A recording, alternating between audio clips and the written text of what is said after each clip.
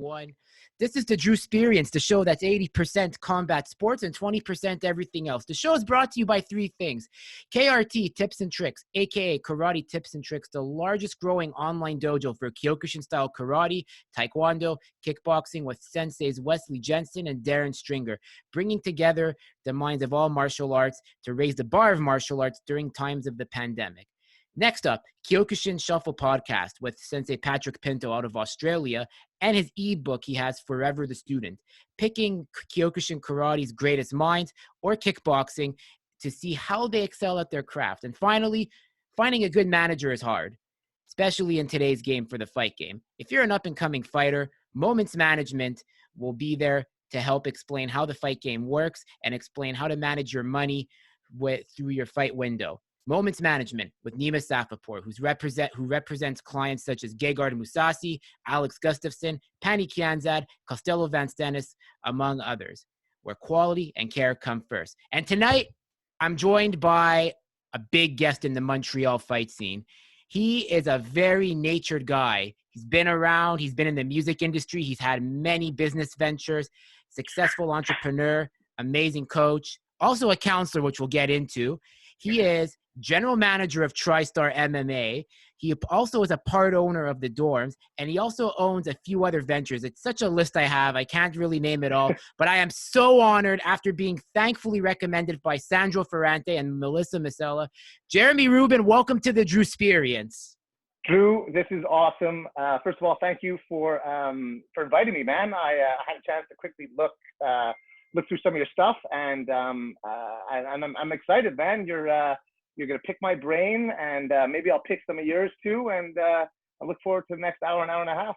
Yeah, that's what I want, man. As I said, it's like when it's a two-way conversation, that's what really flows, and that's what gets the views and the algorithms going, because that's what it is. It's to separate fighter from person or coach and manager from person, to really bring a humane side, because that's what people want to see. So Jeremy, we were talking, I've seen you at Infusion last year. That was one of the last events before events got banned. Damn you, COVID. And you killed it, man, on the mic for Infusion. Like, you had like this charisma to you with the French fans and the English fans. But before you got to where you are, who was Jeremy Rubin before becoming general manager of TriStar and a successful entrepreneur? Wow. Like where it all started type thing. Yeah. So I guess the best way to put it is I come from an awesome family. I have a sister, and my mom and my dad, and they've always been super supportive of everything that I've done, even if they didn't really agree or would have done it themselves. My sister is one of my best friends and my hero, and she's younger than me, and we've always had just a great relationship. And those were the most important people in my life for so long. You have your friends and significant coaches, but my core was my family, and that kind of led me down the path where I just felt free to do anything that I wanted to do. And I did a lot of things in the 44 years that I've been on this earth, and some of them were successes and some of them were failures that I learned from. But they've all led me to a place now where I can look in the mirror and I'm pretty happy at what I see and the things that I do and the people that I get to do it with. And now I add Drew and the Drew experience onto that. So that's my foundation, is my family. That's amazing. Yeah, like I really see like how much your kids mean to you. Like, you really involve them in community work, and you're just making them better human beings overall by exposing them to what it means to give back. Is that something that your parents taught you, always giving back to the community? Yeah, I'm fortunate. My parents were very giving people. My father was a 9-to-5er who worked for IBM for most of what I remember, but we owned a kids ski school for 25 years. And so that entrepreneur bug and running your own small business, and it was a family business, and we all chipped in, and that hard work and working for yourself, that was instilled early in me. And there's always been a giving component to everything that my parents did. We were one of the first ski schools to offer classes to special needs kids, which was unheard of back in 20 years ago. And so there's just always been a part of me, and it's important that I pass it on to my kids, and it feeds the soul. And in today's day and age, you can't get enough soul food. No, I totally agree. And I love when you said that you were one of the first to offer to special needs, because I'm a very big advocate of that. Like whether it's like physical challenges or like mental challenges such as autism or Mm-hmm. maybe cerebral palsy, to name ADHD with behavior. So to like work with that demographic, what did you learn from them when you were at the ski school, when you had your first experience with that group, with people from that group? So they said that Ariel would never ski, and we all proved that wrong pretty quickly. And Ariel became one of the most popular kids in our ski school, and that kind of lit something in me. And our high school happened to be one of the first high schools to integrate a heavily autistic teenager into our grade. And in grade 9, he was with an integration aid, I became kind of fascinated with the mind, and I started to work as his lunch monitor, and then I started to work at an after-school program for kids with special needs. And from there, I was actually a teacher's assistant, with very little formal training, just kind of naturally being able to relate to and get the most out of these kids. I'm a natural coach, and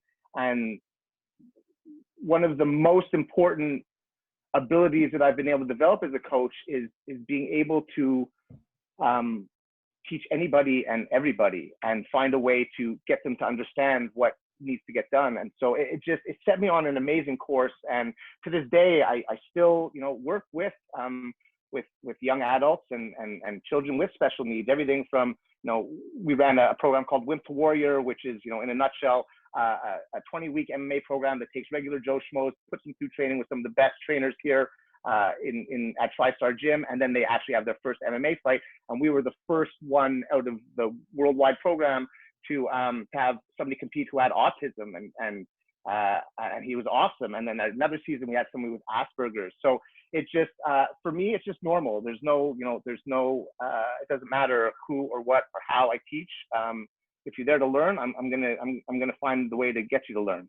I love that. I really love that, especially the Wimp to Warrior. I did want to join that at the time, but I was working at a really dead end job where it was minimum wage. And I love how we're talking about special needs here, because I really think now, like, we're in a time where, back in the day, I say it now because I'm very comfortable with it, but back in the day, I was super insecure about talking. I was on the spectrum. I was mercilessly bullied. I was mercilessly isolated. I know what it's like. I know what it's like to be on that end of the stick. And the one thing I think what's great about today is, like, when with the internet and social media, a lot of people, especially those on the spectrum, they need the right people around them, like yourself, or people that believe in their skill set. They can become pretty entrepreneurial. Like, there are some pretty successful people, like, on the spectrum or with Asperger's, that have become pretty successful. My condition is what's called pervasive developmental delay, not otherwise specified. Maybe you've come across individuals with that. And I mean, when I do the podcast and I talk about it, I really want, like, someone to take inspiration from this and say, look, it's like, look at him, it's like you have something in you. It might not be this, but it could be you could parlay that obsession into something else. Because when they have that obsession, it's like art they create, and then it makes society better, I feel. I couldn't agree with you more. And, I truly believe in the saying, there are no limits when there's no limits imposed. And I think we're getting closer to that. I'm an ADHD guy. They say, things like one-track mind and train of thought, like, that doesn't fucking make sense to me. There's no one track in my mind. It's just like, it's Grand Central Station, and there's no train of thought. It's fucking multiple trains taking off from that station.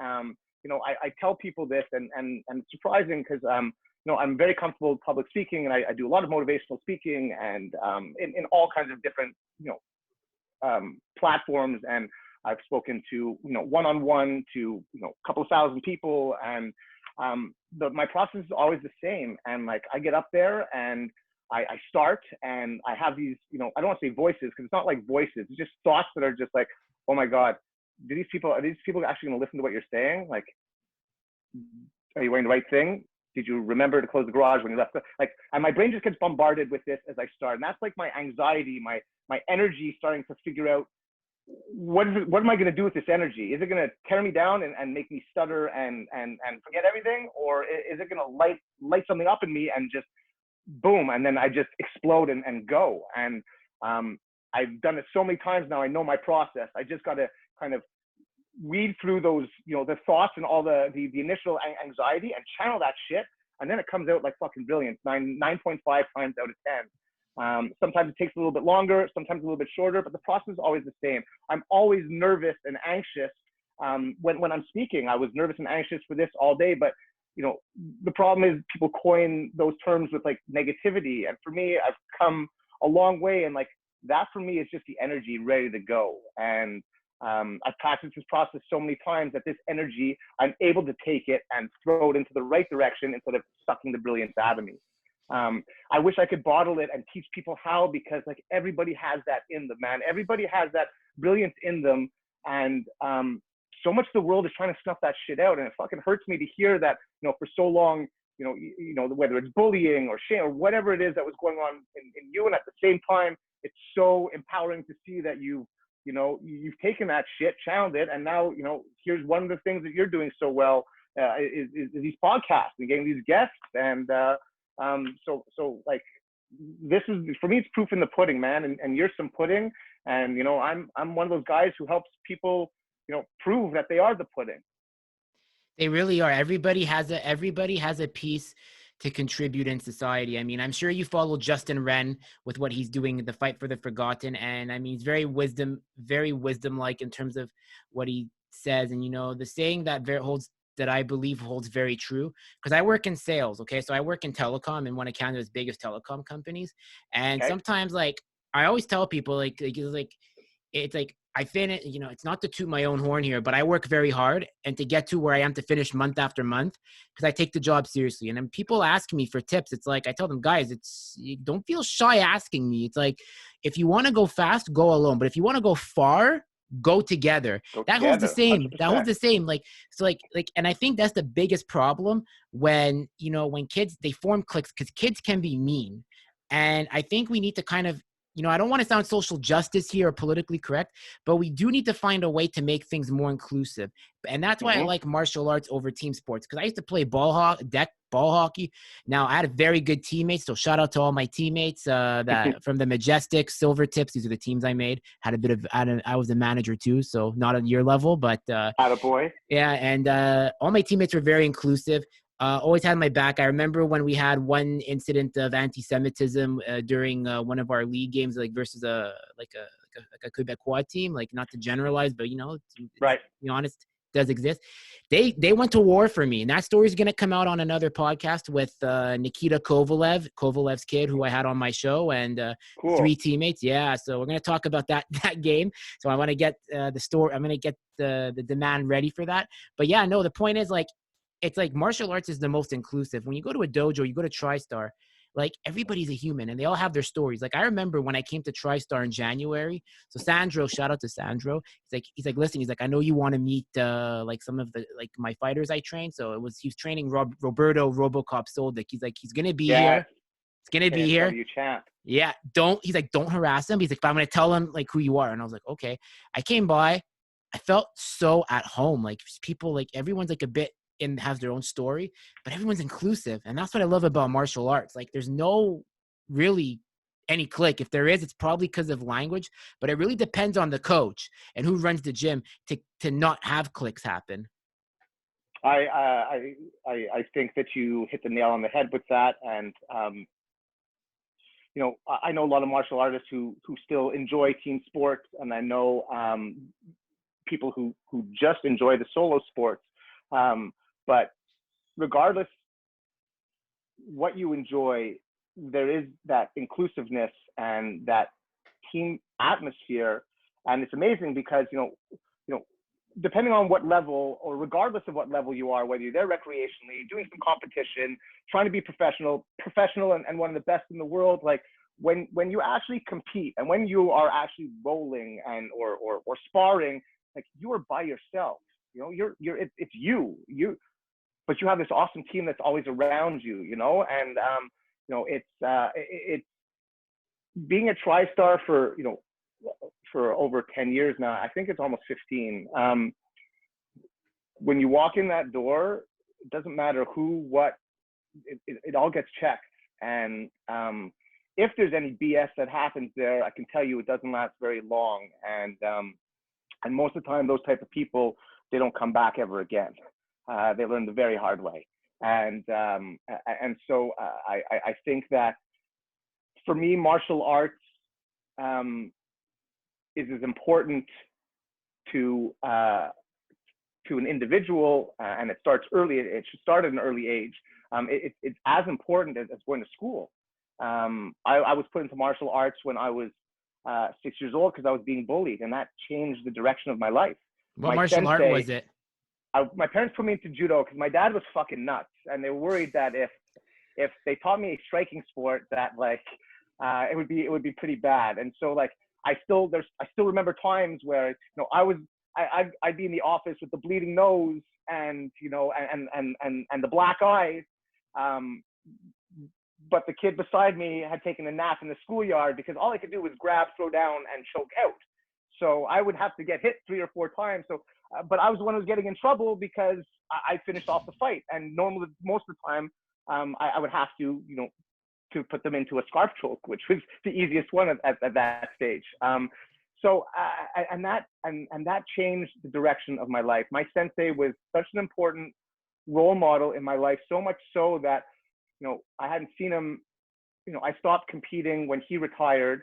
I was 16. I was in judo from the time I was 6 till I was 16, and he retired. And I tried to train under other coaches, and it just wasn't the same. And so I left judo and started a couple of other things. And I stayed in touch with my sensei, and then in my later years, I did. And then, you know, a couple of years back, he was sick, and his daughter reached out to me and just out of the blue and said, like, you were the, you know, the star of his whole teaching career, and, you know, he's dying, and, you know, I just wanted to tell you. And so I went to see my sensei, and like I gave him the first medal that I ever won, and I won the first tournament, you know, in my age bracket when I was like 6 years old, and I gave him that medal that I still had, and like it was just such a powerful moment. And you know, we spent, you know, a few hours together talking and talking about my family and reminiscing about some of the judo days. And a few months later, he passed, and they asked if I would speak at his funeral.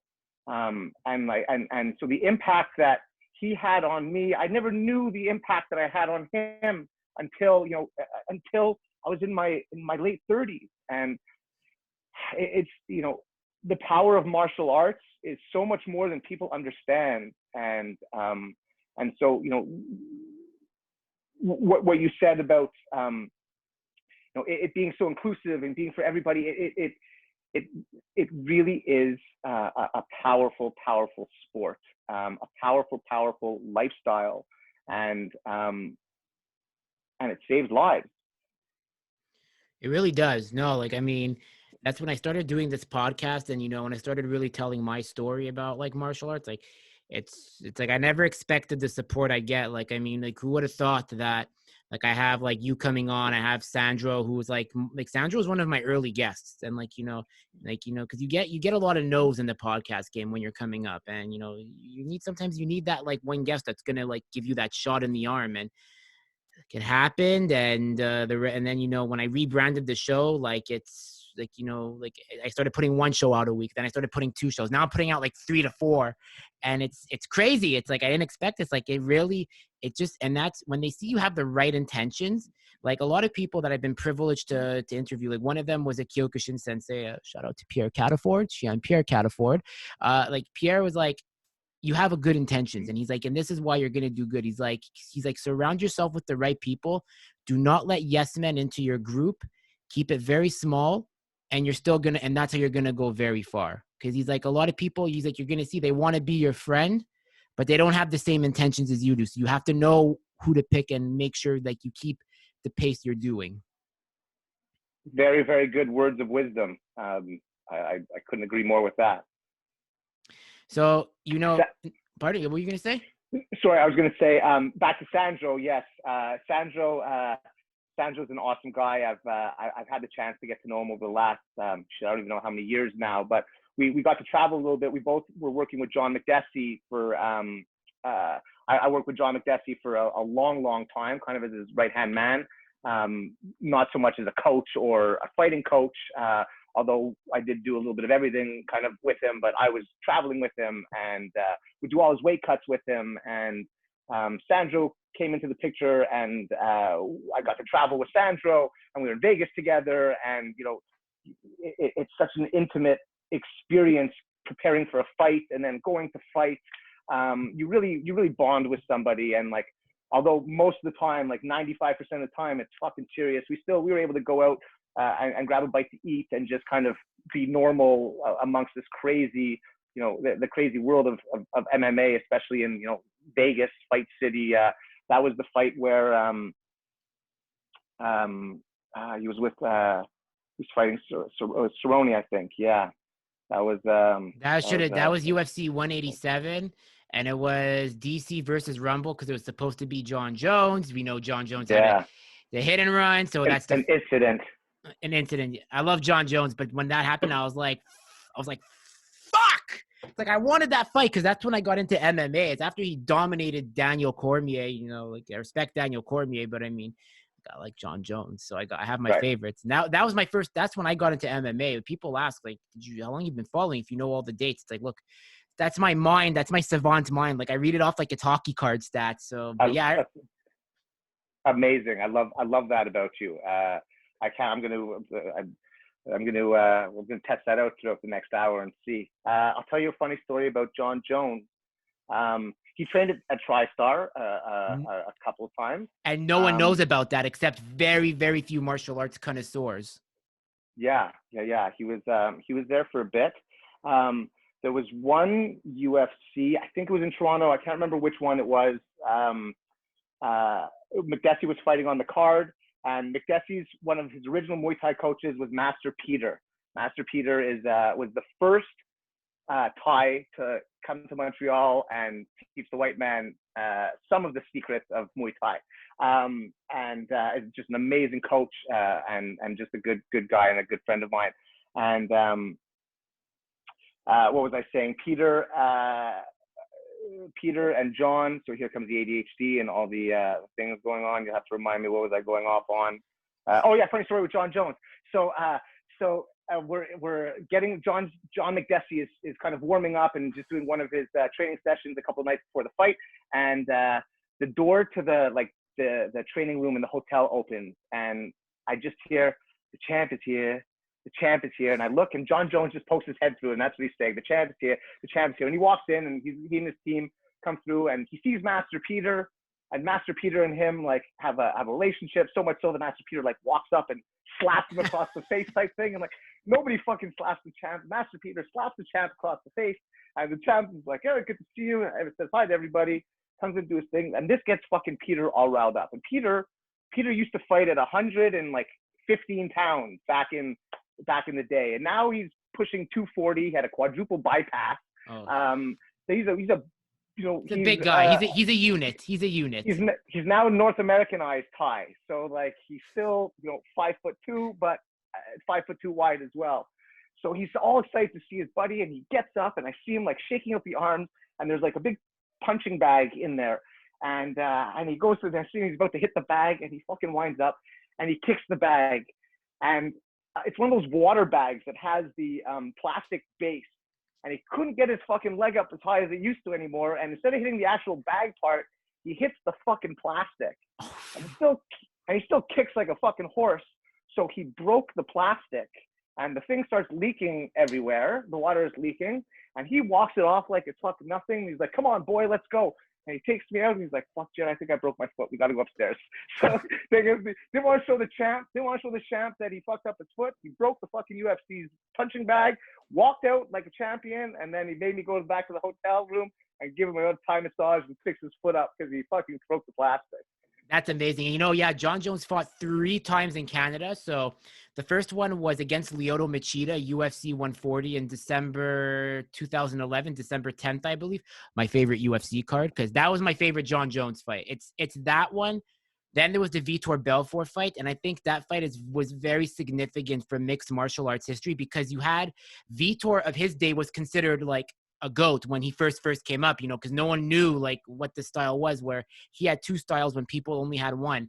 And when he almost like broke John's shoulder in that famous, it's like, I need to get a canvas of that, because it was like, that's when you show that's when John showed his champion mentality. Like, if you really are a champion, you go to the depths, like, to really show like how to persevere.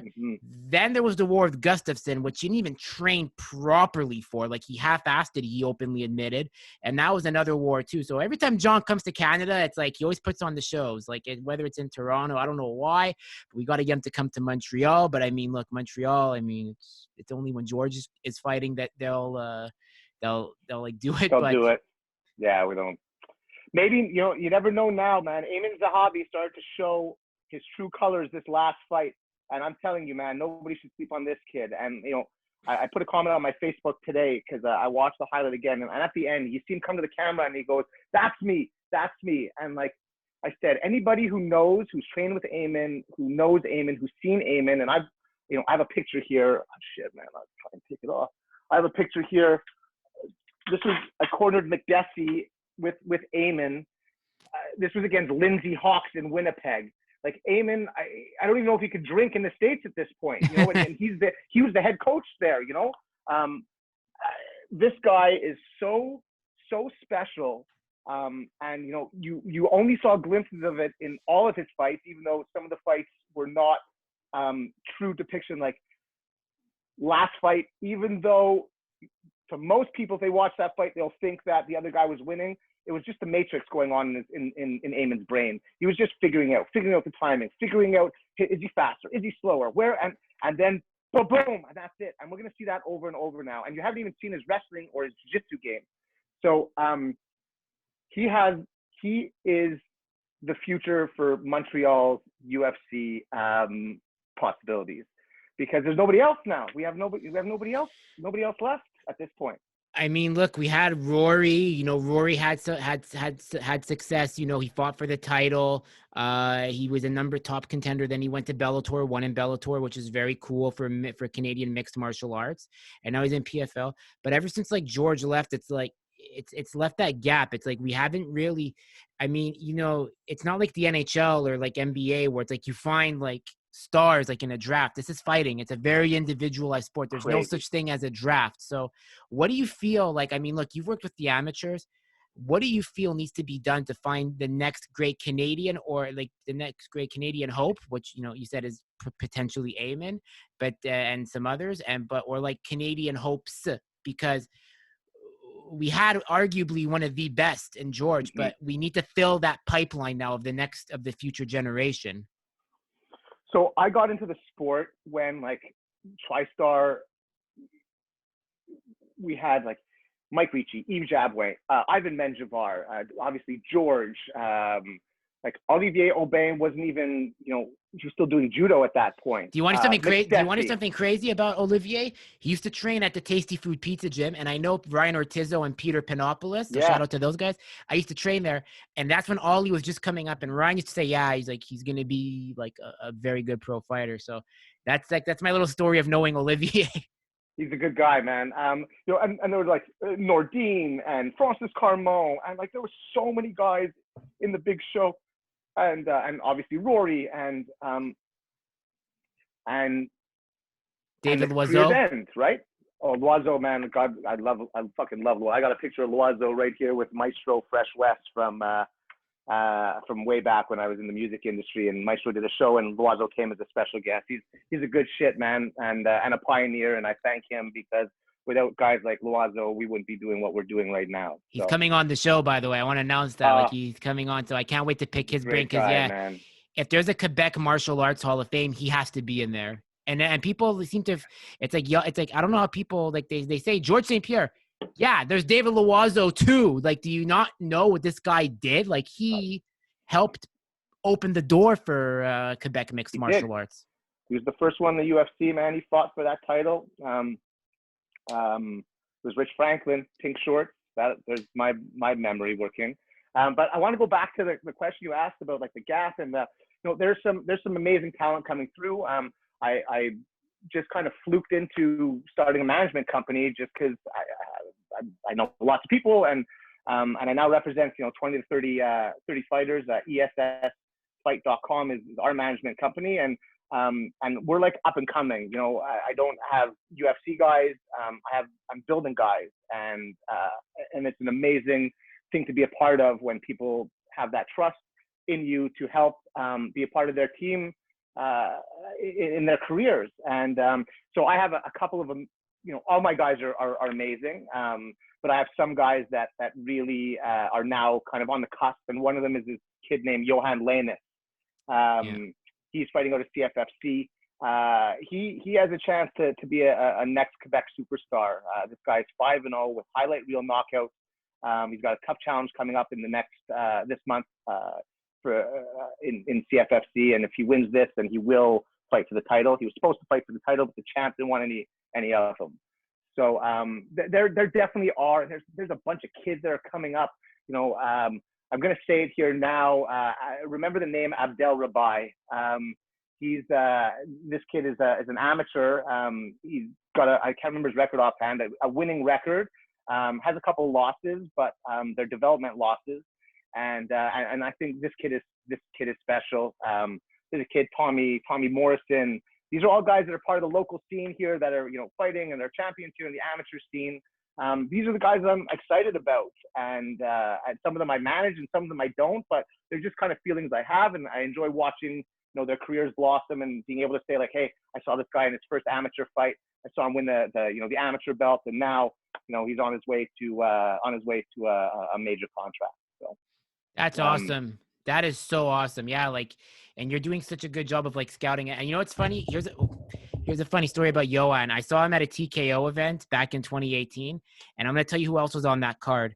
Charles El Jourdain was on that card. So Johan was on it, Charles, and Cyril Gann, when nobody knew who Cyril was. And so I got a chance to see Cyril when he made his first mixed or second in a TKO and just knocked the guy out. It's just crazy. You got to really, when I tell people, if you really get into MMA, start following the amateurs. Because if you really want to understand what it's like to be a fighter, or if you're doing a podcast, I spoke to the journalist James Lynch from the Score MMA. Yeah. He's a bunch of my guys. Great journalist and great guy. Come say hi. I will. James told me the best advice when I had him on my last show. We don't talk about my last show. It was only audio. Oh, hey there. Is that your kid? This is one of them. What's your name? This is Jace. Hey, Jace. Put that in. This is Jace. Jace has more kickboxing fights than I do. Jace has 3 kickboxing fights, full contact already. What's he doing? Bella. Are you doing American kickboxing or you're doing karate? So his coaches, Angelo and Jonathan DeBella, Kyokushin background, but it's like American kickboxing. You're allowed leg kicks, low kicks, and he trains at Tristar. He does his wrestling and jiu-jitsu at Tristar, obviously when it was opened, and he's just one of those all-around kids. He appreciates martial arts and he appreciates team sports, and he does some acting and some modeling, and just most important, he's got a good heart. Jake, who's your favorite fighter in the UFC? I'm not really sure. I don't spend much time watching or looking up fighters. I just go, and sometimes since my dad is watching, I just go watch for a second, and I'm like, who's your favorite fighter, though? Who is that guy? I'm behind me on the wall.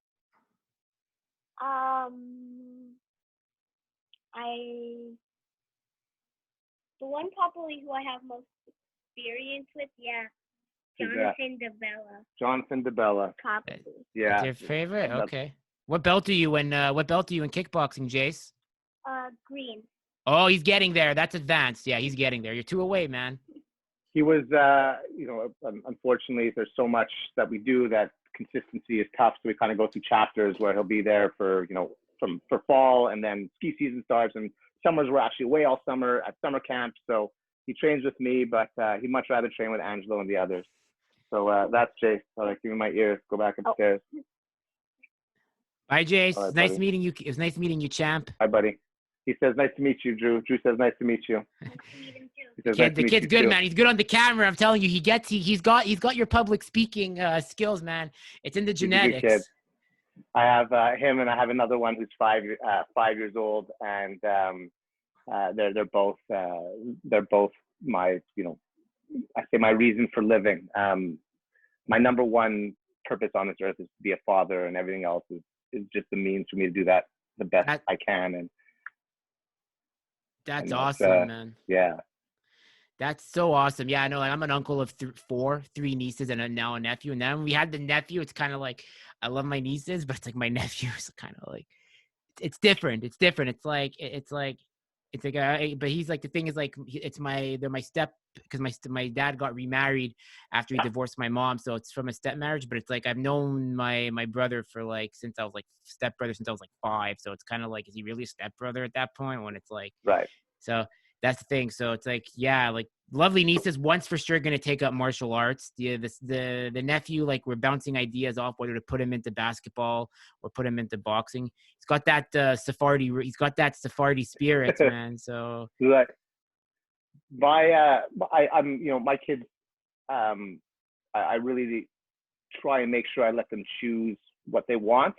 But they didn't really have a choice when it came to martial arts. It was really one of the first things that they were actually exposed to. It was just normal because they're always at the gym with me, and just to get them involved in that. I was also have a background in gymnastics, and so between him seeing me do some pretty cool things still for an old man, and then being around all the fighters in the gym, the kind of two of them fused together, and he loves gymnastics and he loves martial arts and he break dances, and that's kind of like where he's able to really fuse the two together. It's amazing to see. And my little one is we didn't put him in as fast as the other one because he's similar to me. He's got that temper and similar to my father. And so we started him with wrestling, and he really, really took off with wrestling. And he was working with, we have a guy, a couple of Iranian fighters, and these guys have amazing stories. They left the regime to come here and start their lives and become MMA fighters, and they live in the dorms and have submersed themselves in Tristar for the last year and a half to become professional fighters. And these are some of the best wrestlers on the planet, and they're my son's wrestling coaches. And they are, they fought in the Olympics, they fought on the world stage, and to watch them work with the kids, and my kids specifically, it's so amazing. And there's a bit of a language barrier, but you don't need to speak the same language to understand martial arts and wrestling. And the these guys are like lions, man. They have such a fierce will and desire, and like it transfers into their coaching. And like my kids, they feed off of it. It's really amazing. No, very true. And like that's the thing with Iran. Like, they are a powerhouse, but the thing is, I kind of look at them because I have a degree in history. So when I look at world events with my history degree, it's kind of like they're the Soviet Union of the Middle East because they're very restricted. I do Kyokushin style karate. They have so many fighters there, but they don't get the branding because the government restricts it. It's the same thing. Like, we only had like really one, like maybe 2 Iranian fighters that came to mixed martial arts. One of them is Gegard Mousasi, who's like another reason I got into martial arts. So when people ask me how'd you get into martial arts? George left. I want to make this very clear. I'm going to make it clear on every episode if everyone forgets. I got into MMA in 2015, and here's what happened. January 2nd, January 3rd, 2015, UFC 182. John Jones fights Daniel Cormier. John Jones is the first fighter I started to follow. 3 weeks later, January 24th, 2015, Gegard Mousasi starches Dan Henderson in Sweden at 2 a.m. So, yeah, and then Wonder Boy Thompson, and then maybe, so those are my 3. Those are like the 3. Obviously Connor, but my first 3 are always going to be Jones, Mousasi, and Yeah, Jones Musasi and Wonder Boy. Wonder Boy trained with us a lot at Tristar, a lot, especially for his ground game, and having him there was amazing because the guys would, he would obviously help out with the stand up, and our gym was obviously very well known because of the ground and Faraz's background in jiu-jitsu, and it was great. His dad's a great guy. They'd bring guys. It's amazing having a world-class gym like that, which attracts so many people. Regardless of who I get to meet, just for the fighters to be able to be around these guys, it's so amazing to have that type of buffet to eat from, for no better term. Even guys like Jean-Claude Van Damme have been to the gym. And what was that like? Oh, I have a JCVD story from what my mom told me. But I want to hear what was he like? What was that like? There's a video going around of Master Peter actually punches Jean-Claude in the nuts. And the only one who can get away with punching Jean-Claude Van Damme in the nuts is Master Peter. He starts holding pads for Jean-Claude, and he starts holding the Thai pad higher and higher. And Jean-Claude, this was George was still fighting, so it's got to be 8 years ago, something like that. 8 years ago, 7 years ago. And so Jean-Claude's still got to be an old man at this point, and he's kicking still so high and hook kicking and back and forth. And George sees like Peter's getting excited, and he tries to get in between them. He's like, "Okay, Master Peter, enough." And fucking Jean-Claude gets too close to Master, boom, right in the fucking balls and drops them. I'll try and send it to you, man. Or if you type in Jean-Claude and Master Peter, you'll see him, or Jean-Claude Van Damme in TriStar. So it's amazing. Like we filmed, Wyclef Jean was in there filming a music video. Dan Blazerian was there training. Like, we don't just get, the best fighters in the world. We get like crazy celebrities, and it's an awesome place to be. The guys, the coaches, to the fighters, to the employees who I work with, and everything in between, man. It's an awesome place, and I'm so fortunate that I get, I get to call that my work. I miss it so much, man. It's almost going on a fucking year that we've been shut down and limited, and programs stopping, and man, I know we're not gonna. I don't want to talk about COVID and all that, but I miss it. I miss it, and I can't wait for us to be able to get back to doing what we do. Me too. No, I totally agree, and I want to give a shout out to the AAMQ of Justin Etheridge and Chris Shawbell, because they're really doing what they can. They were on my show, and it was such an honor to host them. And I'm backing them 1,000,000%, because martial arts are essential. They are essential, and the government needs to realize that. Like, think of how much, as we were talking earlier about special needs. You give tools to a special needs person that they get a routine for training. They get community. They see people. They're around people that care about them genuinely, which is what they want to be included. Yeah. And you just took that away from them. And you can't just say, "Well, the backlash is going to be mental." We don't. You just took the one thing they have to look forward to. So that's why, I want to, when I do this podcast, yes, it's martial arts based, and I say it's 80% combat sports, but the three biggest issues that drive me to do the show are represent those with mental illness or special needs, because I battled depression. It'll come out on a future episode.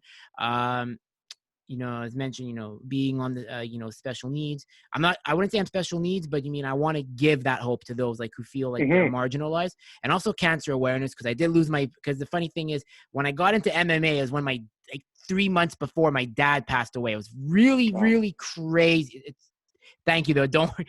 It was, he fought a valiant battle with brain and liver cancer, but it's just that change happened where I was into hockey, and then something just switched, and yeah, that's what happened. So but I just want to say, the AAMQs, they're doing such a good job. It's not easy, and they really they deserve all the success and credit they for what they're doing.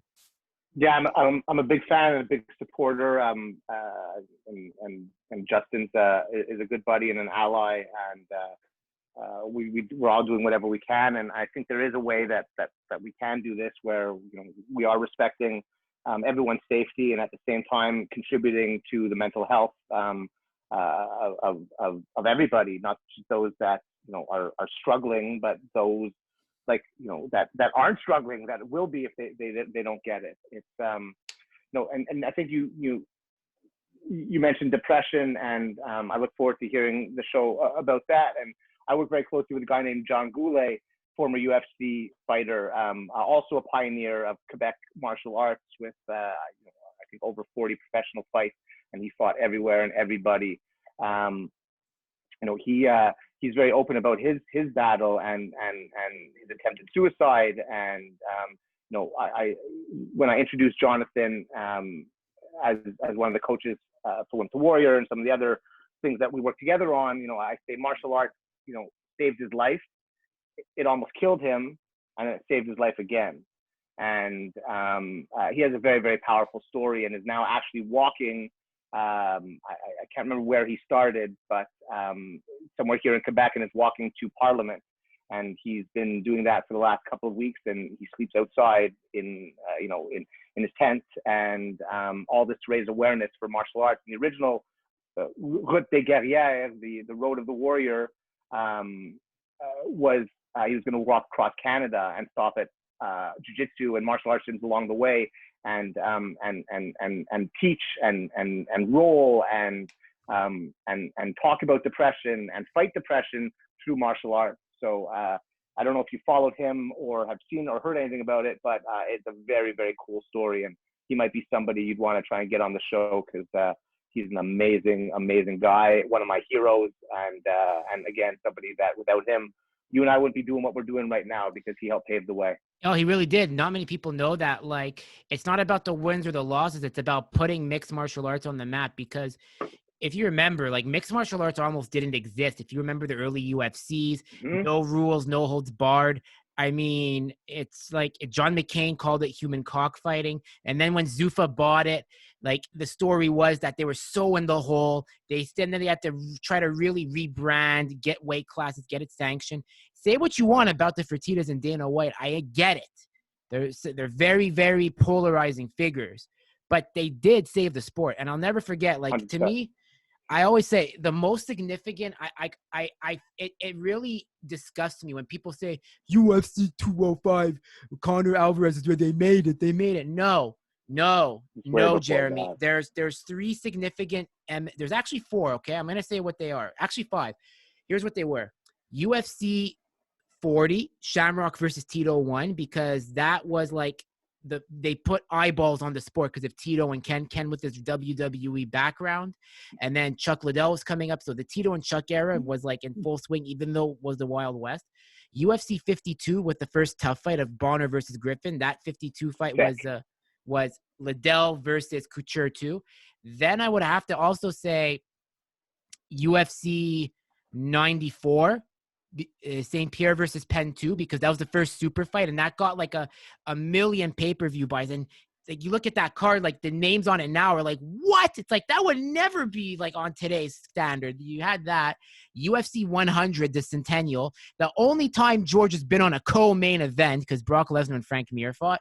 And then I would say UFC 116, which was Lesnar versus Carwin, because that was like the big heavyweight fight that everybody was wanting to see. And, you don't have to like Brock Lesnar, but he did put asses and eyes on the sport. Where do you put the Toronto event? I know, globally it was one thing, but doing it, I was there for that event, and I've been to the ones at the Bell Center, and I was at the one, the big one in Toronto, and 55,000 fucking people. It was nuts, man. It was such a pinnacle. I don't know in terms of dollars or what, but in terms of a spectacle, like that was big. That was huge. I'm going to have to put it up there. You're right. Yeah, you know what? I have to put it in there. So we could add it in there. Those were the 6 significant ones. But then people say, what about this one? About that one? Well, I mean, that UFC 129 event in April of 2011 really put eyeballs, like, because George was at his peak George. And Hominick fought on that one too. That was the big one in Toronto. Travis Hominick, right? No, Mark Hominick. Mark Hominick, that's it. Travis is the hockey player. I got confused. It's when he had that big thing on his head, and that was the night. That was McDessie did the spinning back fist against Kyle. Oh God, what was his name from the Ultimate Fighter show? I know that because I was there with McDessie for that whole week. And he was supposed to. We were thinking that he was going to win the bonus, and the bonus was like $121,000 because that was was UFC 121 that one. That was 129. 129. So it was like, yeah, that was the bonus. That one they made it. They made that big Toronto one. That was the bonus, and then that was the one where the jump kick knocked Machida just retired Couture. Out. Yeah, exactly, and that took away Jim McDessie's bonus. Wow. McDessie would have won 121. That was that spinning back fist against Kyle. Oh my God, what's his name, man? Can't now. I gotta type it in. Yeah, it's okay. I know what you mean. You do what you got to do, man. Like, but yeah, those Canada events were significant. Like UFC 83, UFC 124, Koscheck same period too. Yeah, Kyle Watson. That was Kyle he Watson. Was on one of the Ultimate Fighter. Yeah, that was his last fight. McDessie retired him there. That's crazy. Yeah, no, that like some of those Canada events, like you know what? I even put like for Canadians, the Canadian events were significant. UFC 83, UFC 124, UFC 129, UFC 154, UFC 158. I would not put UFC 186 because it just didn't really do much. That was the DJ versus it just because I was there for that one too. It just wasn't that like. Look, it was great because they brought it back to Montreal, but it was like if you say it's not like when you say, "Hey, George is fighting," okay, we're gonna go watch it. Like 600 to 1 million pay-per-views, easy. Demetrius Mighty Mouse Johnson is fighting. Who's that? Yeah, and right. Yeah, we have a very finicky crowd here too, right? It's hockey first, fighting after. Yeah, and if you're fighting, it better be people that they know. Did you follow fighting like in the early TKO? Well, I know you said you only really got into it, but during your research, did you go back and watch some of the early TKO days, like guys Simba Vigneault and Lionheart Vigneault and some of the real Quebec versus Ontario rivalries? Like Steve Claveau, right? Yeah, so there's Steve Claveau, there's the Vigneault brothers, Hominick against like Hominick, Sam Stout. All those guys, that was like, those were the crazy TKO heydays, man. And like, that's what got me into the sport. Even, and then being able to actually like run into those guys and see them around. And in Ganawage, the fight shop, Stéphane Vigneault used to like work there. And so I'd be able to go and see him. Now Stéphane's a good buddy of mine. He's been a good buddy of mine for years. And we've actually worked together and trained fighters together.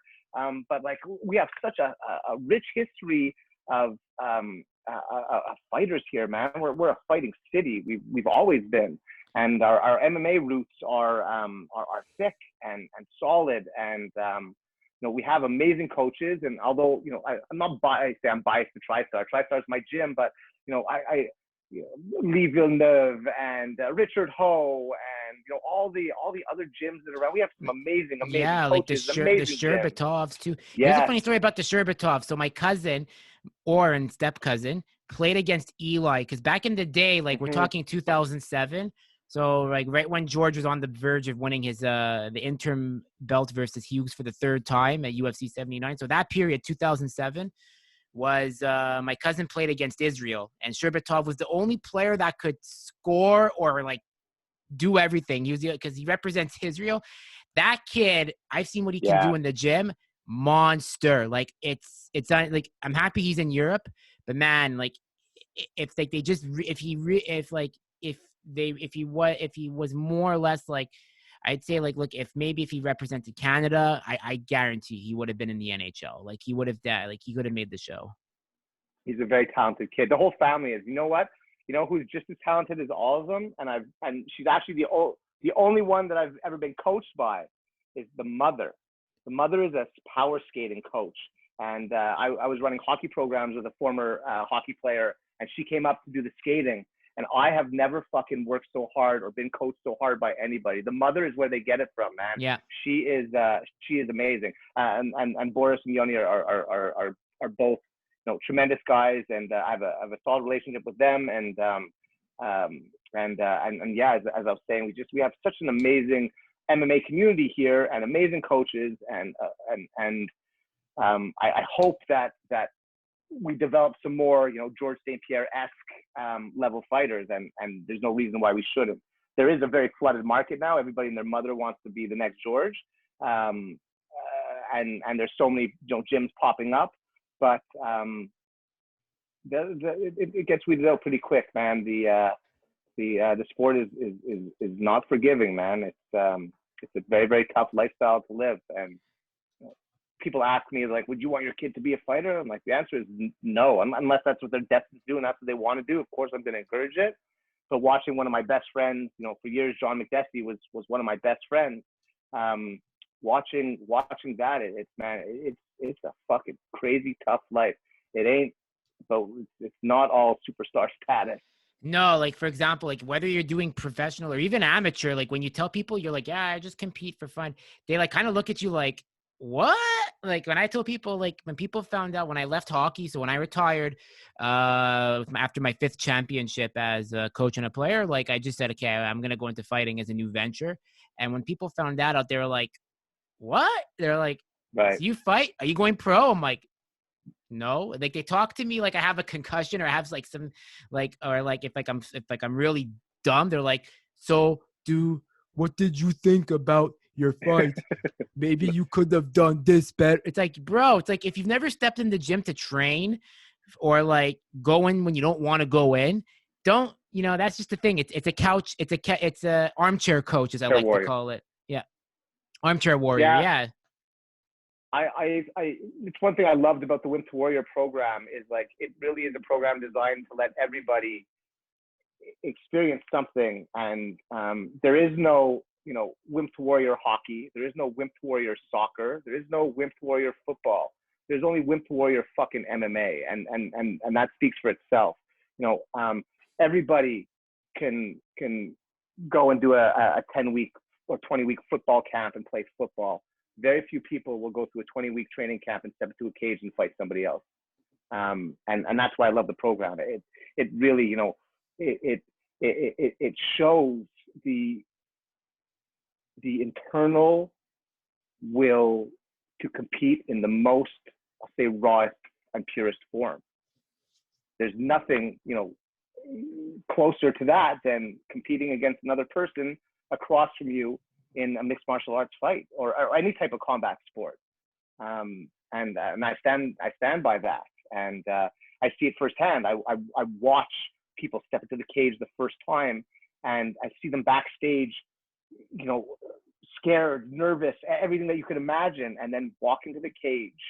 And you know, as Mike Tyson says, you know, as I step close to the cage, my confidence gets built up, and I'm a god. And like I watch that happen, and like the hairs are standing up on my arms. I love like, that video. thinking, that's what I watch every morning before work or like when I'm about to do a tournament. I love that.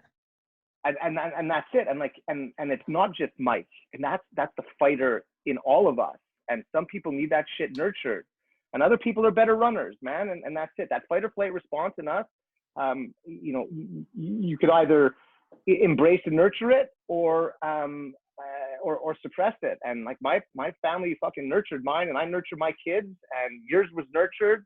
And this Wimp to Warrior program nurtures that. And like I've had housewives, you know, like put on brilliant displays of courage and skill, and you know, seeing the big, you know, Irish guys do what you expect them to do. They you know, they have it in them. They fucking scrapped all their life. Now they're trained fighters, and they go on there and they put it. And then you have the people that you would never expect. You know, the people that you would never expect walk in there, and their parents are sitting in the crowd like this. They can't believe that their kid is about to go into a cage fight. And then they see them, and they see the brilliance come out, and they see them get hit, and they see them take that punch, and they see them give it back tenfold. Man, it's so powerful. It's such a, I'll never get bored of seeing that. And that happens at all levels, man. It doesn't matter if it's your first fight or your 50th fight, to see that. And when that dies, that's when it's time to fucking put them up. And that's when it's time to retire.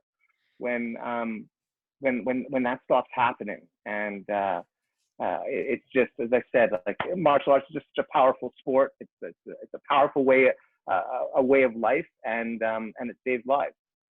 It really does. Like, I mean, Wimp to Warrior, I've heard nothing but good things about it. Like, I know Mel is a big advocate of it. Like, I've seen it, her reposted in her stories of how, like, it's made a difference. Like, not only when she did it, because, like, she's so active. Like, I mean, like, with what she does for Mhm. TriStar. Like, so when she came on my show and, you know, like, when I see that, so I was like, man, it's like, I wish I took Wimp to Warrior.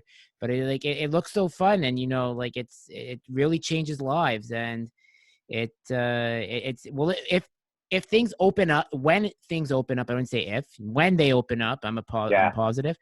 Is it going to happen again, or is it something that happens like once a year and then it goes to another gym? What's the goal for that? So so I run the program. It's in essence my program that I run at TriStar Gym, and I hire the coaches and oversee everything. That being said, like I need to be confident that we can get a 6-month runway time with no more interruptions, because to stop halfway through, it was a logistical nightmare dealing with everything, as you could imagine. Um, Mm-hmm. Mm-hmm. but what I will do is we will find a way to, and that's what I'm working on with Mel and my other partner Robbie. I am, you know, we are looking to bring a lifestyle program that uses mixed martial arts, but you don't need to have a 6-month commitment. So we're not exactly sure how or when or what the Wimp Warrior program can continue, because you need to have that 20-week runway time, and I just don't know when I'm going to be confident to have that. But if the gym can open for a month, and I'm confident a month, then we'll figure out a program that can give everybody the physical, the mental, and also, you know, one of the problems with programs like this is that at the end of the program, it's done. What do? You've just done 20 weeks and now it's over. And then people are like, what the fuck do I do with myself? So we're looking to try and have something where there is no excuse. You can just get right back into it. And Yeah, you got to do that, man. Because like I've heard nothing but good things about it, and I mean, it's like there's got to be that what happens after chapter. and that's it. And that's why, you know, we're trying to figure out how we can build, you know, it's not a martial arts program that helps your lifestyle. This is a lifestyle program that incorporates martial arts as as a physical component. But you know, someone like Mel, who preaches financial freedom and has set herself up for it and has helped others, life coaching skills, things like that. But when it comes to the physical, for us, we believe that martial arts is the number one way to go, as opposed to a CrossFit or just a regular strength and conditioning protocol. For what we're looking to do, we need that kind of shock treatment, and nothing shocks you like getting kicked in the face. Yeah, everyone thinks they have a plan until they get punched in the face, as Mike Tyson says. Yeah, and then that's why you need good wrestling and jiu-jitsu. Yep, exactly. So you said, so you're a big Jean-Claude Van Damme fan. Like, I mean, I have you on Facebook, and you're a big Bolo Young fan. And Bolo Young. Oh yeah, the OG. It's just too bad that he never got that stardom, because he was in that era where you didn't have to really speak English. Like, you just had to look imposing. But man, like, he's been in like Bruce Lee films. Like, he's an icon. Yeah, he was always my unsung hero. When you ask, you know, when I ask people who their favorite martial arts movie star is, I always make sure I say aside from Bruce Lee, because everybody chooses Bruce Lee. Usually a big one is Van Damme, and not so many know Bolo Young, but he was always, when he would flex his pecs and make them dance like that, that for me, I want to have a huge chest because of Bolo Young. He would always be flexing his chest and making them pop before his fight. There's also the scene, like, I'll never forget it, like in Double Impact. So my coach Mohammed, chick, I love you, Mo, but Mo thinks it's bullshit that I didn't get into martial arts until 2015.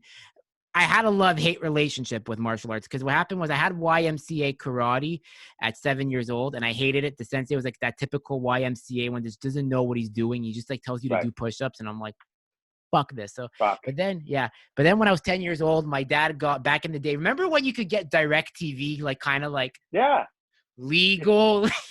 before American Satellite became a thing. So my dad was getting DirecTV somehow, and the Action Channel. So the Action Channel had Van Damme films. So my first martial arts film I saw was it was an adult martial arts film, like for young adults, was Double Impact. So I'll never forget the scene where Bolo just takes Van Damme at the shipping container, just smashes him like constantly. You just hear that sound of like him. Yeah, it's iconic scene for me. Double Impact. Yeah, that's what I forgot about that movie, Double Impact. Of course, twins. It was so good. God. It was so good. There's also Lionheart. I liked Lionheart was a great one. But when it comes to martial arts heroes, for me, it was Dolph Lundgren. Like, I mean, not many people know that aside from being Drago, like he's got a legit karate background. So that was for me. It's Dolph Lundgren and Michael Jai White, another unsung. Like, people sleep on Michael Jai White for some reason. For me, there was a movie that totally changed my life, and that's why I got into gymnastics. Was Gymkata. And like my martial arts class that I designed for kids is called Gymkata, based around it. And he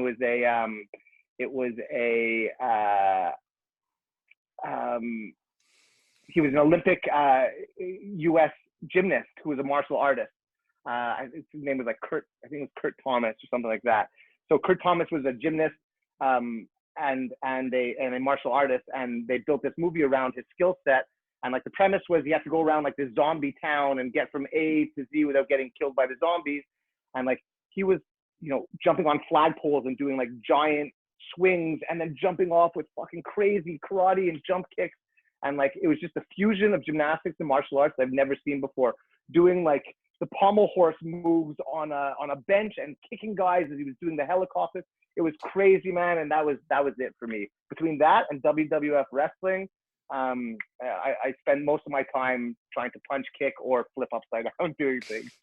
Yeah, WWF is like a lot of reason for like why guys get into martial arts because of the entertainment aspect, but it's the cult heroes too, like Hulk Hogan, Iron Sheik. Who's the guy from Friday? The one that just died recently. You know what I'm talking about? The one that he was the villain in Friday with Ice Cube. You know what I'm talking about? Devo. Yeah, Devo. Yeah. The big guy with his when I was a little bit screwy. Yeah. Yeah. Oh, yeah. Crazy. Devo. Crazy. Such a good time, and then just a crazy era. Like, and then there was the WWF, and then there was WWE, and now it's just like under one. Like, is that like? I never got into pro wrestling, but I always remember seeing the pay-per-view commercials as a kid. Like, you got to buy this pay-per-view because it's gonna be crazy. Like, Dwayne "The Rock" Johnson makes his debut. Like, the guy who does like the announcing, I suck at it, but like it's. I was done with that. I was like Bobby the Brain Heenan, Coco Beware, George the Animal Steel. Like The Rock, I would already gotten out of wrestling. But I have an awesome my partner in most of my ventures, a guy named Robbie Stein here in Montreal, and just another great guy. Excuse me, extremely giving, and does a lot for the fighters and does a lot for the martial arts community. He's a great business partner to have because he's super creative and he doesn't mind taking risks. And we're actually now, before COVID, we had just partnered up with Carl Leduc and the FLQ wrestling organization. And we actually bought and had built in Texas a wrestling ring that was shipped to us. And we are starting a kids and adult wrestling kind of school program. Not school program, a kids and adult wrestling school. Carl is already a well-known wrestler here in Montreal, and has a school. Now with COVID and everything, things have slowed down a little bit. My family and my wife and her partner have a kids. We run kids gyms and birthday parties and things like that. And so we kind of merge them together, and there'll be an adult component and a kids component. And like we're sitting on a WWF style wrestling ring that is built, ready to go, and all we need is the okay to start teaching classes. And like I'm back involved in WWF now on a totally different level. So it's amazing to see everything come full circle. And all the things I loved so much as a kid, which were, you know, skiing, martial arts, and WWF. It's my fucking life right now. You know, I ski a couple times a week, and I'm Tristar Gym, and fucking now I got wrestling going on. So I really can't complain. You're doing what you love. That's what counts, man. I'm You're doing what I living a love. life. You're doing you're living a life that you love, you know, like, and Yeah. that's amazing. So we were talking about this at the beginning and before recording. You were at became more of an announcer, like for Infusion and other events. Like how did that happen? Because like, you have a good way of really bringing everyone's attention, especially at Infusion. That was a really good show for the amateurs. Yeah, shout out to Phil Allaire, one of the pioneers of Quebec Muay Thai. He went out to Thailand, lived like the Thais, fought like the Thais, fought in Lupini Stadium, and is just a great guy. And has become a good buddy of mine. And so I got into promoting. That was actually how I got into Tristar Gym years ago. Robbie Stein, who is the owner of Tristar's building, said, "Hey, you want to get involved in the gym?" I was already working as a strength and conditioning coach. I knew Tristar because I trained at Tristar Jiu-Jitsu when I was younger. And so I came in to see, and anyways, long story short, I came in and I started being the boxing promoter, and I put on about 15 amateur boxing events. I actually fought on one and proposed to my wife on the event. And from there, I put on a couple of mixed martial arts events with Robbie, professional mixed martial arts events. And so that kind of got me into Tristar as a promoter. And one of the shows that I did, I had somebody do the announcing, and unfortunately the guy was not so good, and like was really good. It was really not good, and people were booing. So I said, you know what? I've watched WWF a million times. I was in music for a long time. I'm pretty comfortable on stage. I'm just gonna go and do it. And I did it, and it was awesome. I had such a good time, and people were like, "Hey, you're pretty good at that. Maybe you should consider." And then, so sorry, you had mentioned your coach is Mo, right? I think Mo trains with Angelo DeBella, if I'm not mistaken. Kind of works with him, or and did. he's trained. He's very good friends with Justin Mancini. But like, yeah, Mo's like, Yes, it's like Mo. When it comes to Kyokushin karate, he's one of the big names in that scene with Justin. Like, and it's not to like toot their egos. It's just that like they're very accomplished in what they've done for the art in Quebec. That's how I think I met Mo, through Angelo, and Angelo has me announce all of his kids shows. So I started doing some announcing there, and then Phil had me do his show, and that's it. Like, this was, I can't take it off the wall because it's in there, but I'll show you. Like, this one here, that's me yelling in one of the fighters' faces. That's kind of like my thing. And you can see how red my face is. Yeah, they really animated it. It looks so animated. They did a good job with it. It's and like that, you know, I've never really gotten the poster like that, and Phil made that for me, and I was so touched. And like, it really captures the essence. You know, in anything I do, I put my all in, and when I announce, I put my all in. Like, I take pride in announcing everybody, but even more so, like the guys that I've watched, you know, train and in essence, some of them I've even watched grow up, you know, and to be able to announce them coming into a cage for their fight or into a ring for their fight is just a very special thing. And even if I don't know the fighter, I know how that announcement can fire them up, and like I want that. I want, you know, I want to be a part of their success. And if me getting in their face and giving them a pound right before they go in there to battle is something that either calms their nerves or fucking pumps them up, then it's just another thing I get to contribute to, and it's awesome. Yeah, no, you really did good last year with the kickboxing tournament, that Grand Prix with Angry Monkey Wally, and then Wally's opponent. Like, Justin spoke about that when he was on my show with Chris Shawbell. Unfortunately, it was in 3 parts because I realized Zoom only allows you to do like 1 long episode per day. So I was like playing the system of it. And now like, so like, right. That's why I use Skype as a backup. Like, I know people don't use Skype anymore, but I'm not going to lie, Skype does help. Like, it's that good plan B. But yeah, no, like, that was a great Grand Prix. Food was great too. I mean, I'm an eater. Mo's going to hear, he's going to message me after, "You fucking pig. Fucking just care about the food." that's the kind of relationship him and I have. Yeah, he's my coach, but like we're like it's like Good me, kid. him, and Justin are like we're like this, and it's like and like if I ever needed something, like I know Mo like would be there in a heartbeat. Same with Justin. But yeah, great. It would that. What was that? How did you come up with that Grand Prix to throw it in the same night with the amateurs?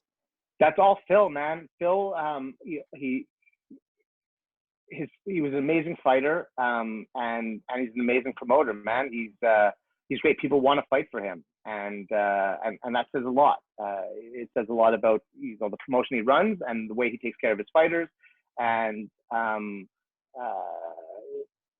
he's an innovator. He's an innovator in the ring, and he's an innovator outside of it. And it's always fun to work with guys like that. He's a little bit younger than me, and but I still consider us in kind of the same realm. And working with guys like that, it's fun. It's inspiring. It's motivating, and you can't get a better promoter than that, man. He puts his, he doesn't cut corners.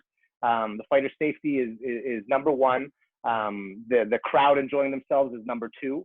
And if you can put those two things together, man, then you're gonna have a successful show. And the next thing is having the fights, and his fights have been really, really good. One of my favorites is Mike Jones, Nipagaritse. I don't know if you saw Mike. He won the I think it was the 145 tournament, and that also was very special. Mike's a good kid, and to be able to like announce him as the winner and put the belt around his waist, like you can't ask for more, man. No, even like Nick DeSantis, like another one that was Sandro's yes, doing. good kid. That fight, I was there, like, and I saw Sandro, and Sandro is like a very quiet guy when he's getting his fighters ready. He doesn't really talk, which is all business. I get that. Nick just comes in the corner. Yeah, Nick. And he's a fucking ass. He's an animal in the corner, man. Yeah. He refs nobody. Everything, you name it, Sandro is going to put his heart on the line, his nuts on the line for his fighter. I love it. That's what I love about Sandro. Like, and Nick too, like, is one of the other up and comers that I think has a very bright future. Like, was training out in Laval at first, and then met Sandro through like a mutual friend. And the kid, to go from hockey to martial arts is not an easy jump, but that kid's got potential. And you know what? He acknowledges there's going to be bumps along the way. You don't have to be perfect. And to see what he did at Infusion when I was there, just start like, I respect any man that gets in the ring, but to put that clinic on his opponent, like it was art. Like he just dominated from start to finish. It was like watching Cowboy Cerrone at UFC 202 versus not Miles Jury. I'm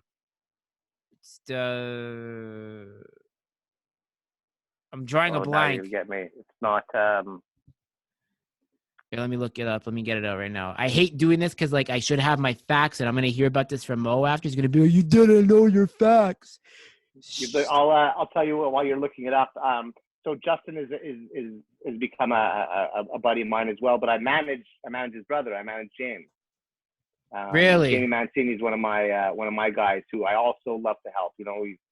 He's I think he's 35 or something years young, and still out there competing with the young bucks and training with the young bucks, and I got nothing and love and respect for that guy. And his last fight for the title unfortunately didn't go the way that any of us thought, and it definitely was not a reflection of his skill set and what he brings to the table. And I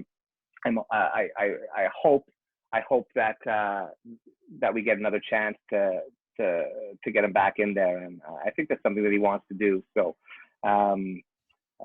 that's it. Small world that we're all from. Exactly. No, and just to tell you about that fight, it was Donald Cerrone versus Rick the Horror Story at UFC 202. Oh yes, that was bing bing, and then the high kick. Oh my God, yeah, that's what Nick reminded me of. Like he was just so dominant. Like he came out ready, and Sandro was like laying it on the line, as you said. And then after that, like even after Nick wins, like Sandro's like still like just. Like he's like he goes from like really laying on the line, then he goes to really calm after, and then Sandro's like, "Hey, come to the back, I'll come see you there. Like my fighter's done." So yeah, it was so funny. Like that was good times, man. What's your hope for 2021? I know we spoke about Wimp to Warrior, making it a lifestyle, like an after. When this is all said and done, people are vaccinated, we can open up. What do you hope the plan for 2021 is and beyond is for with what you're doing? So, I can't wait for, the gym to open again for our, recreational clients to be able to come back. And because one thing about Tristar that a lot of people don't know is, the pros train at the same time and with, I'll say, the regular Joes, and I don't mean that as an insult, but the non-competitive guys. So at nighttime at Faraz's classes, if I show up there, I can be in a class with, Andrew Sanchez and Mirsad Bektik, who I'm wearing his shirt right now. And so it's just an amazing experience for, the regular people that are there to stay in shape and appreciate the sport. And they may never fight in their life, or maybe they did, or whatever it is. They're getting to train alongside some of the best fighters in the world. And very few gyms do that these days. And so I look forward to that, because I think that it's such a special thing for the clients to be able to do. And at the same time, I think it's great for the fighters, and the fighters really love to be able to give back, and literally directly give back, and help the next generations and those who just do it recreationally. So I really look forward to the gyms reopening. Our dorms, took a tremendous hit. We had international fighters from around the world living there 6 months to a year. We had the dorms booked 6 months in advance. And that's all, right now we're down to 20%. And it's sad, because some of the best friendships have come out of, guys coming and meeting together at the dorms. I take so much pride in being able to offer a facility like the dorms where, if it wasn't for them, there would be so many people that didn't get a chance to connect. And guys cornering each other, going to their home countries and visiting, and it's an amazing thing. So 2021, I really hope that gets back to normal. And one thing that I've devoted myself for since the pandemic started is trying to be a beacon of light and a source of inspiration and for kids. And I've put out a lot of content, and I've really focused on training and developing programs for kids during this time. There's so many amazing adult coaches and strength coaches that are out there doing all kinds of things during this COVID time, but there aren't enough doing it for kids, and there's not enough variation for kids. So 2021, man, I hope the kids can get back to sports sooner than later. And so those are the two things that I'm really focusing on is, rebuilding what was built, and really developing platforms for kids to stay active physically, mentally, and everything in between. Awesome. We didn't even talk about the fact that you went to Pripstein's, because you've been to day camps, and I used to, and I should have asked this at the beginning, but I used to think, didn't Jeremy Rubin work at B'nai B'rith? But no, you worked at Pripstein. So what was that like for you? So I was I grew up at summer camp from the time I was 6 years old at Pripstein's, and I worked all the way into my 20s there, late 20s. I never wanted to leave camp. I loved it. I did everything from run their water ski program to the head of sports to a section head. And one of my campers was a former pro hockey player named Corey Pecker. And years after my Pripstein's camp kind of career ended in my late 20s, Corey and I started running hockey camps, and we would actually rent space from Pripstein's while Pripstein's was going on, and we would bring up our own kids. And Pripstein's was one of the only places that had a summertime hockey rink in their camp. And, we would bring up groups of kids for a week at a time and run hockey camps. We'd be on the ice for 3 hours a day, and then be doing strength and conditioning with me off ice, and running up mountains and doing triathlons and all kinds of just an awesome kids hockey program. This was all while kind of Pripstein's was fading out, and eventually Pripstein's closed. And Corey decided that he was going to buy the property, and we were going to, he was going to put together a team and build a camp, with a little bit of the foundation of Pripstein's, called Camp Wingate. And that was 6 years ago, and we are going into our 7th summer this summer. And I have been, the last 6 years helping build and run that camp. And 3 years prior to that, the 3 years before that, we were running the hockey camp. So that place is a very, very special place. It's in an amazing, amazing camp. My kids are now there, and I get to, fuck off all summer long. I work really hard so I can fuck off all summer long. And I literally, my day-to-day is I do everything from run workouts to teach fishing and the outdoor stuff like camping and how to build a fire and what things you can eat and what things you can't eat. And we have a gardening program, and I do the frog catching and all the nature stuff and sports stuff. And I'm the director of operations, whereas we have a team of maintenance. When the maintenance goes home at the end of the day and there's like a toilet flooded and things aren't working and the lights are out, I take care of all that stuff as well. And so it's just an awesome 2 months, and it's my therapy, man. It's what grounds me, and that's why I'm able to deal with the rest of the bullshit that I have to deal with for the rest of the year.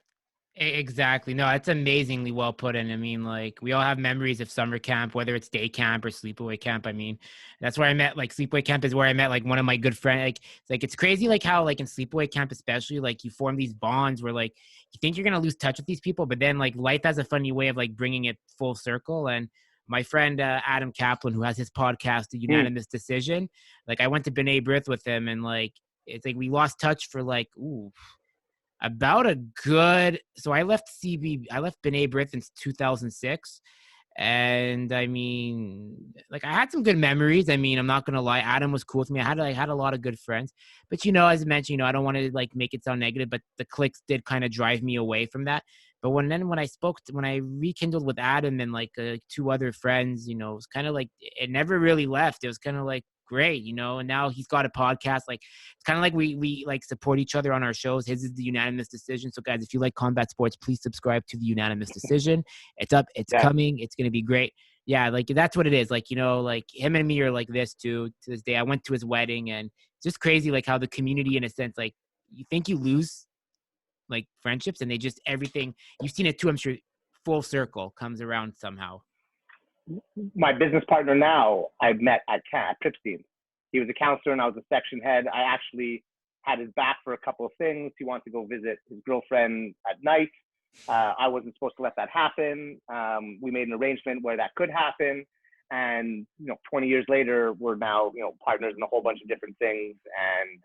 And that relationship started in camp. And it was, and literally the relationship was built on, hey, I need to beat your system, and I'll take care of you. And I was happily ready to oblige and help beat the system for him. And so again, like, as you said, full circle, man. And if it wasn't for Robbie, I may not have been back to Tristar in that capacity, because he's the one who owns the building and was like, hey, listen, there may be an opportunity for us to get involved with Tristar Gym. Would you like to come? And, that was 15 years ago, and the rest is history. Yeah, no, exactly. Like, and then Adam too, like, one time, like, I mean, as I said, I don't want to ruin the flow like we're having right now, but I remember, like, when we're talking off the record, like, the reason why, like, like, it's sad to say, because, the thing with camp is, like, there are cliques that happen, and, where people are marginalized, and I was one where I didn't really fit in with the Jewish community. Like, and it's not a bad thing. I'm thankful for it. I'm glad I didn't go to Jewish school, because I wanted to really see the world for myself, and I'm thankful my parents did that for me. But, like, I remember when, like, Adam and I were talking, and he's like, he's like, you can't really, like, have all your anger, like, towards the communities, like, because I'm your friend and you got 5 other people. And he's like, if it makes you feel better, he's like, I knocked out some of those guys and like told off some of those girls.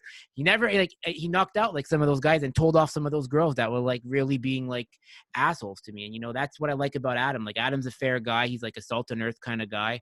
And it makes you realize that at the end of the day, like, yeah, like, and that's what we bring it back to, like, what it means to be, like, not included and whatnot. And it's like, at the end of the day, there are good people out there. You might not see it right now, but eventually you're going to learn, like, behind the scenes stuff that happens. And it makes you really appreciate, like, what they've done for you, like, how, like, they see you for you, not what you have or what you look. Because I'm being serious, Jer, like, and you've seen this too, man, when you get some attention with these kinds of projects, people want to be your friends, as mentioned. And you know what?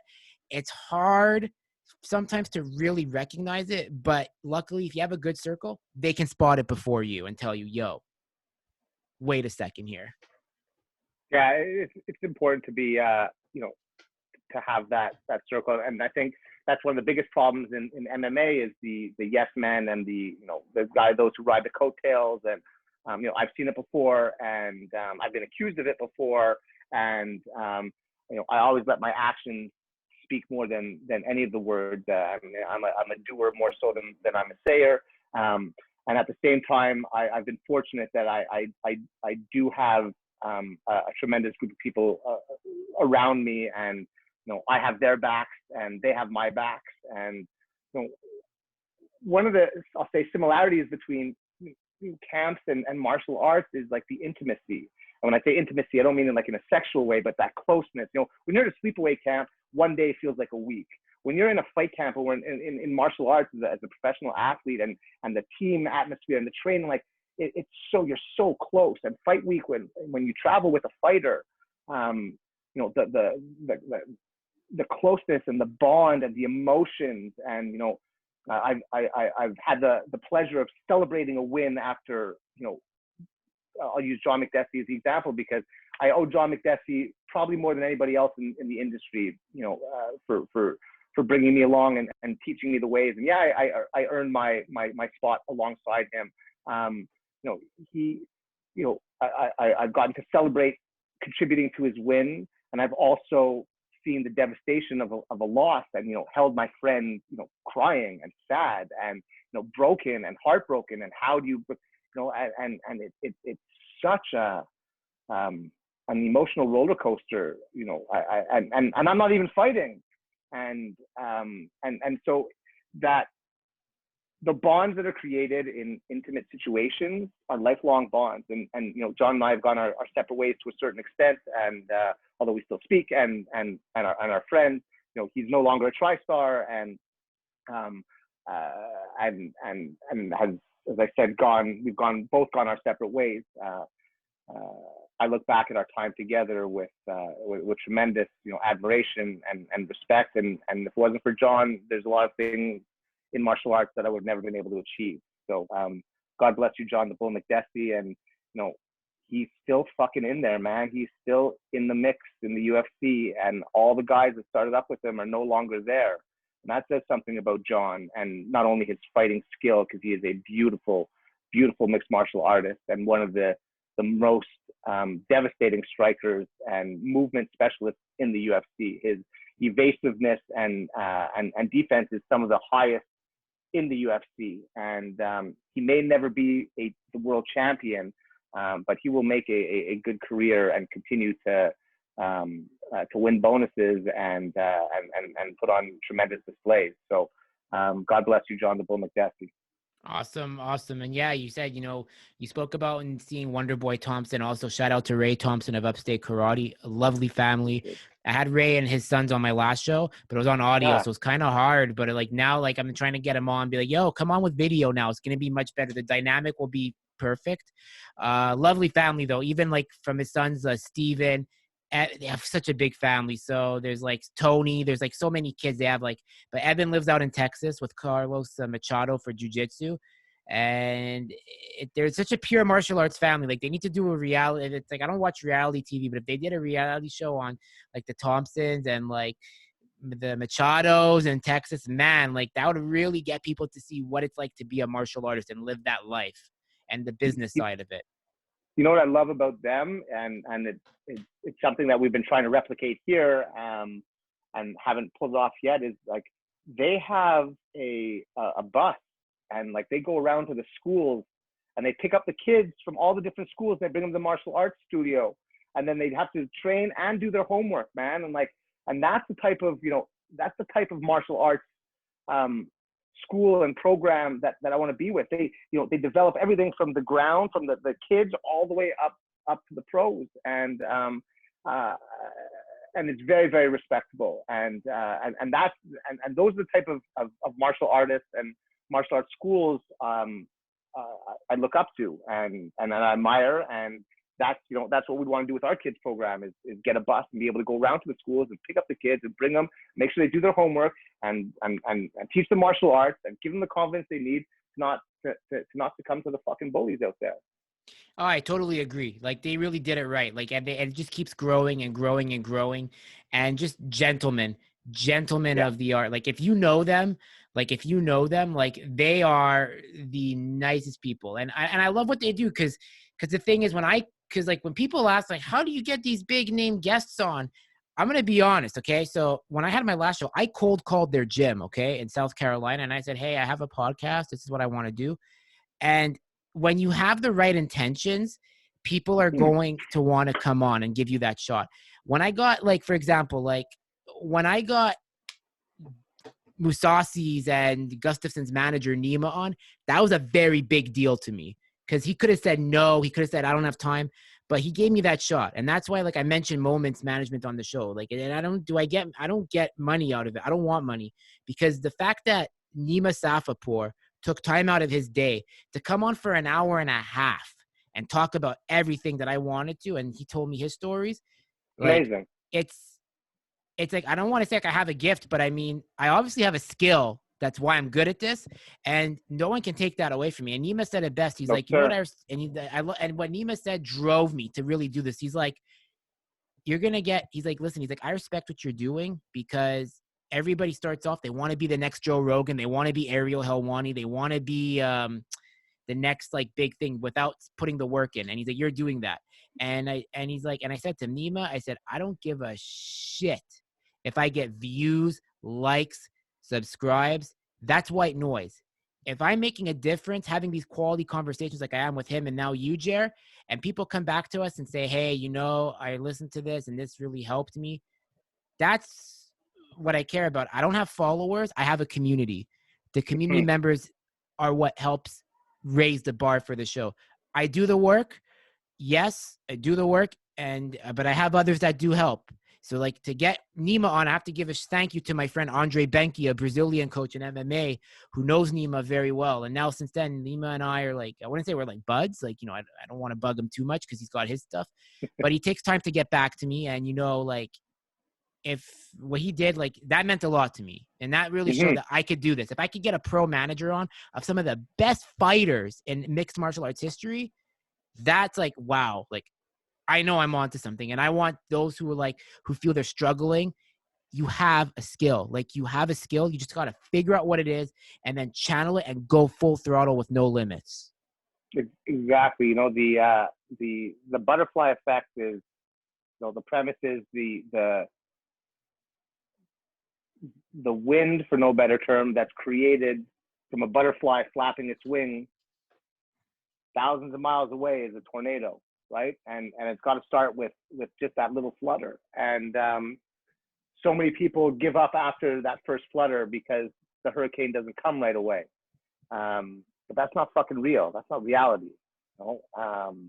And it takes time for that wind to build up momentum. And it seems like you got some good momentum going. And that's what we need. And you know, you said it, you know, you don't care about followers or views or what you do is you care about connecting. And if you can connect with one person and what you talk about or what we talk about or what you talk about with past guests, you know, has an effect on one person, then fuck, we've done our job. And you know what? If the only people who ever see this is just you and me, the time that we've spent together has had an impact on my life. And I hope that the time that I've spent with you has opened up some, you know, some new thought channels in your life. And that for me is fucking more than enough. Everything else is added gravy. And that's the way you succeed is being a minimalist, and everything else is just added gravy. And I think you're on the right track, man. And I'm very honored and happy to be a part of the show. And if there's ever anything that I can do to help you in your quest to success and impact others, then it's my pleasure to help contribute to that. So thanks, George, man. You got my cell number. The easiest way to get a hold of me, and I get back to you pretty quickly, man. Thanks, man. I really appreciate that. Like, I mean, it's such an honor. Like, I mean, it's just been so crazy how when I gave up my last show because just things weren't working out, I was starting a new job. I wanted to get used to it. Then when I started this one, Beyond the Fight was my first show that was only audio. And like you said, I took what you just said about Pripstein's, where you said we had to make it. What was the new name of it? Wingdale? Wingate. Wingate. Camp Wingate. Yeah. Camp Wingate. I made the Drewsperience because I said it's going to rise up like a phoenix from the ashes. But when that phoenix rises, nobody's going to know what hit them. What hit them. And I mean, how did 2021 start off? I had Reza Pedersen from Freya MMA, a Scandinavian news outlet for MMA, not news outlet, but it's MMA media outlet. His own work. Come on. You know what he did? He got me Jack the Joker Hermanson on my show. That was my second guest of 2021. So to do that, that's like, yo, you got the 6th ranked middleweight in the world from Scandinavia. And then after that, I went back to my Kyokushin roots, but I started getting bigger names that I never would have thought. And then I get Nima from Moments Management. And then I get my friend Andre Benke again. And now it's like, and then I have you, I have Sandro, I have Mel.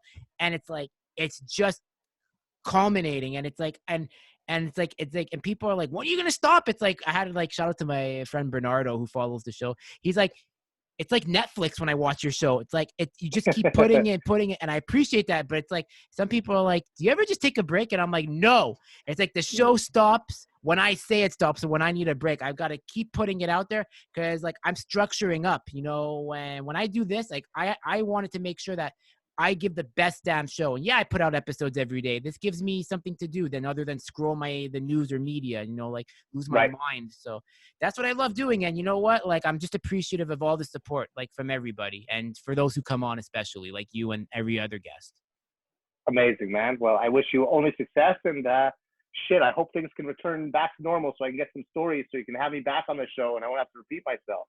Yeah, of course, man. I'm getting a new MacBook because, I mean, this one I have is 10 years old. So I'm getting it done with the 10-year-old MacBook. So I'm waiting for that 16-inch new one to come out so I can really do some damage with the videos and learn some video. I'm a bit challenged with technology, Jared, but don't worry, we all learn. Where can people connect with you? Because you have a lot of platforms. So where can if they ever want to like get in touch with you? So I'm on Facebook as Jeremy Rubin. I'm somewhat active on Instagram as coachjerrubin. And recently my kids coach persona, I'm known as Coach Pickle Juice. And I'm Coach Pickle Juice on TikTok, where I'm always putting out kind of activities and things to do for families and kids. And that's kind of like my alter ego. And those are the best ways to get a hold of me. And if not, hey, listen, for anybody in the Montreal area, when we do open back up at Tristar, I am going to offer everybody listening in to the Drewsperience 1 week free at Tristar Gym. You can come and sign up and enjoy a full week of testing out all the classes and see if Tristar is the right place for you. And we're, again, unfortunately, we can't do that right now. But this invitation is for all of 2021. So you heard it here on the Drewsperience. Come get your free week, baby. Come test it out. Come see what Tristar is all about. Test it out. Martial arts are essential. Support your small local businesses. And if you liked this conversation, make sure to please like and subscribe and share because we got to raise the bar of martial arts. I don't care who subscribes. I don't care who likes. It's about raising the bar and bringing a community together. And if you want to go fast, go alone. But I want to go far, so I want to go together with everybody that does this show with me. Attaboy. I love it. Drew, thank you. Thank you so much for shit, man. It's 2 hours. That went by so fast, man. I know. That went by fast, man. I could probably stay on another 2 hours, but let's save that for another one. You got it. I appreciate you, and I appreciate your time, and keep doing what you're doing, man. Good things. Good stuff. Thank you. All the best. Thank you.